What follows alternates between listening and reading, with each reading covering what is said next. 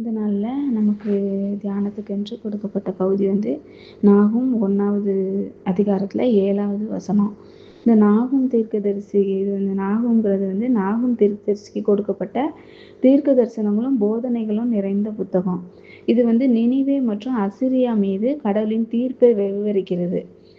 இது 3 பகுதியில் பிரிக்கலாம். ஒன்று கடவுளின் தன்மை மற்றும் தீர்ப்பு, 2வது நினிவேயின் வீழ்ச்சி, 3வது நினிவேக்கு எதிரான துயரங்கள். தேவன் எல்லா தேசங்களையும் ஆளுகை செய்கிறாரு என்பதை இஸ்ரேல் ஜனங்களுக்கும் யூத ஜனங்களுக்கும் காண்பிக்கும்படிக்கு இந்த இந்த நாகும் புஸ்தகத்தை எழுதியிருக்காங்க. அதில் 1வது அதிகாரம் 7. கர்த்தர் நல்லவர், இக்கட்டு நாளில் அரணான கோட்டை, நம்மை நம்புகிறவர்களை அறிந்திருக்கிறார். நம்மளோட இக்கட்டு நாளில் நம்ம தேவனை நோக்கி கூப்பிடும்போது தேவன் நமக்கு பதில் கொடுக்கிறார். கர்த்தர் நல்லவர்.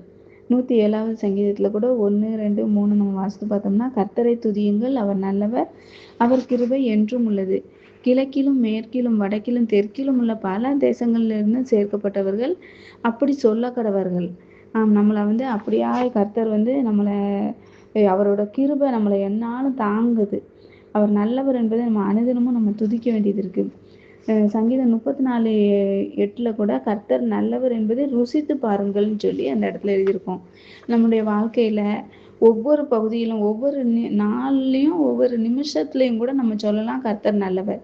ஏன்னா இன்னைக்கு நம்மளை காலையில எந்திரிச்சு துதிக்க வச்சிருக்கிறாரு, அவருடைய பாதத்துல அமர வச்சிருக்கிறாங்க, அவர் வார்த்தையை கேட்கும்படியான கிருபையை தந்திருக்கிறாங்க, இன்னைக்கு ஜீவன் தந்திருக்கிறாங்க, இன்னைக்கு நாசியில சுவாசம் தந்திருக்கிறாங்க. அவர் நல்லவர். எத்தனையோ பேருக்கு இப்படி துதிக்கும்படியான, இப்படி சேர்ந்து ஆராதிக்கும்படியான, அவருடைய காலையிலேயே அதிகாலையில எழுந்திரிச்சு அவருடைய வார்த்தையை கேட்கும்படியான சிலாக்கியம் எல்லாருக்கும் கிடைக்கல. நம்மளை குறிப்பிட்ட ஜனங்களா வேறு பிரித்து எடுத்து ஒவ்வொருவரையும் நம்ம அவர் பாதத்தில் அமர்ந்து ஒவ்வொரு நாளும் அவருடைய வேதத்தை தியானிக்கும்படியான கிருபையை நமக்கு தந்திருக்கிறாரு. கிழக்கிலும் மேற்கிலும் வடக்கிலும் தெற்கிலும் பல தேசங்கள்லேருந்து சேர்க்கப்பட்டவர்கள் அப்படி சொல்லக்கூடவர்னு சொல்லியிருக்காங்க. மீட்கப்பட்டவர்கள் இவ்வாறு சொல்லவில்லை எனில் வேறு யாரும் இவ்வாறு சொல்ல முடியாது. நம்ம ஆண்டவரோட அன்பை ருசிச்சு நம்மளை பாவத்திலேருந்து அவர் மீட்டு எடுத்திருக்கிறாரு. நம்மளே நம்ம கர்த்தர் நல்லவர்னு சொல்ல முடியலன்னா வேற யாராலையும் அப்படி சொல்ல முடியாது. கர்த்தர் நல்லவர் என்பதை அறிந்து கொள்வது மிகவும் அது ஆசீர்வாதமான வாழ்க்கை. நம்ம இயேசுப்பா நம்மளை நேசிக்கிறாரு, அவர் நம்மளை ஆசீர்வதிக்கிறாரு, நம்மளை ரட்சிக்க விரும்புகிறாரு, நம்மளை ரட்சிப்பார். ஒவ்வொரு நாளும் தீமையிலேருந்து நம்ம அனுதின ஜபத்துல கூட பரலோக ஜபத்துல ஒவ்வொரு நாளும் எங்களை தீமையிலேருந்து ரட்சியும் சொல்லி நம்ம கேட்குறோம். நமக்கு அப்படிதான் ஜபத்தை அவர் கற்றுக் கொடுத்துருக்கிறாரு. இன்னைக்கு தீமையிலேருந்து ரட்சிங்க ஏசப்பா, இந்த வேலையில தீமையிலேருந்து ரட்சிங்கன்னு சொல்லி நம்ம ஒவ்வொரு நாளும் அவரை நோக்கி நம்ம கூப்பிட வேண்டியது இருக்கு. பரலோகத்திலேருந்து அவர் நம்மளை ரட்சிக்கிற தேவன். ஒத்தாசை அனுப்பி ரட்சிப்பேன்னு சொல்லியிருக்காரு.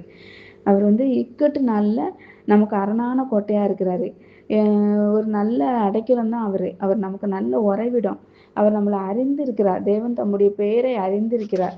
நம்மளுடைய ஊர், நம்ம எந்த ஊர்ல இருக்கணும், எப்படி யாருக்கு நம்ம பிள்ளையா இருக்கணும், யாருக்கு மனைவியா இருக்கணும், நமக்கு யார் பிள்ளைங்களா இருக்கணும், எல்லாவற்றையும் நம்ம எங்க இருக்கணும், எல்லாவற்றையும் நமக்கு என்ன வேலை, எந்த சபையில நம்ம இருக்கணும், எங்க வச்சு நம்மளை போஷிக்கணும், எல்லாவற்றையும் நம்ம தேவன் அறிந்திருக்கிறாரு. நம்ம குணநலன்களும் கூட அறிஞ்சிருக்காரு. நம்ம எப்படிப்பட்டவங்க, அடிக்கடி விழுந்து போறவங்க, அடிக்கடி கோவப்படுறவங்க, எத்தனையோ தடவை வார்த்தையை கேட்டும் சில அந்த வேலைகளை விசுவாசியாமல் நம்ம இருந்திருந்தோம். எல்லாவற்றையும் அவர் நம்ம அறிஞ்சிருக்கிறாரு. ஆனால் நம்ம அவர் இரக்கம் வைக்கிறாரு, கிருபை வைக்கிறாரு. என் பிள்ளை இப்படிதான் அப்படின்னு சொல்லி சொந்த தகப்பனை போல தோல்ல சுமந்து நம்மளை அப்படியா நடத்துகிற தேவனா இருக்கிறாரு. நம்ம மேல கரிசனை கொள்ளும் தேவன் அவர் தான் இயேசு கிறிஸ்து. தேவன் நம்ம உள்ளங்கையில வரைஞ்சி வச்சிருக்கிறேங்கிறாரு. நம்ம இருதயங்களை அறிஞ்சிருக்கிறாரு. நம்ம பாடுகள், நம்மளுடைய கஷ்டங்கள், கண்ணீர்கள், கவலைகள் எல்லாம் அவருக்கு தெரியும். அவருக்கு முன்பாக எல்லாமே வெளியரங்கமா இருக்குது. ஆனாலும் நம்ம அவரை நோக்கி கூப்பிடணும்னு சொல்லி அவர் விரும்புறாரு. ஒரு உலக பிள்ளை எப்படி தகப்பன்கிட்ட போய் எனக்கு இது வேணும்னு சொல்லி கேட்கணும்னு கேட்கையில் அந்த தகப்பன் உடனே தீவிரிச்சு செய்வாங்க. அதுபோல நம்ம இயேசுப்பாட்ட கேட்கணுங்கிறத அவர் விரும்புறாரு. அதனால நம்முடைய கவலைகள் எல்லாவற்றையும் அவர் அறிந்திருக்கிறாரு. அவர் நல்லவர் என்பதை நம்ம ருசிச்சு பார்ப்போம். இக்கட்டு நாள்ல நமக்கு அவர் அரணான கோட்டையா இருப்பாரு. தம்மை நம்புகிறவர்களே அவர் அறிந்திருக்கிறார். அதனால நம்மளை அறிஞ்சிருக்கிறார். நம்ம யாருமே நம்ம தேவனுக்கு மறைவா இருக்கிறோம்னு சொல்லி எண்ணவே வேண்டாம். நம்மளை எப்பொழுதும் அவர் அறிகிற தேவனா இருக்கிறார். நமக்கு உதவி செய்கிறவரா இருக்காரு. நமக்கு பலனா இருக்கிறாரு. ஆபத்து காலத்துல அனுகூலமான துணையா இருக்கிறாரு. நமக்கு பக்கபலமா இருக்கிறாரு. அப்படியாய் நம்மளை அனுதினமும் அவர் நடத்துவார். தீங்கு நாட்களில் அவர் தமது கூடார மறைவில் மறைச்சு வச்சு ஒளிச்சு வச்சு நம்மளை பாதுகாக்கிற தேவன். கழுகுகளை போல அந்த பறந்து காக்கிற பட்சியை போல நம்மளை அவர் செட்டையின் மறைவில் மறைச்சு வச்சு பாதுகாக்கிற தேவன். இவ்வளவு நல்ல தேவனை நம்மளுடைய தேவனா நம்ம அறிஞ்சுக்கிறதுக்கு நம்மளோட பாக்கியம்.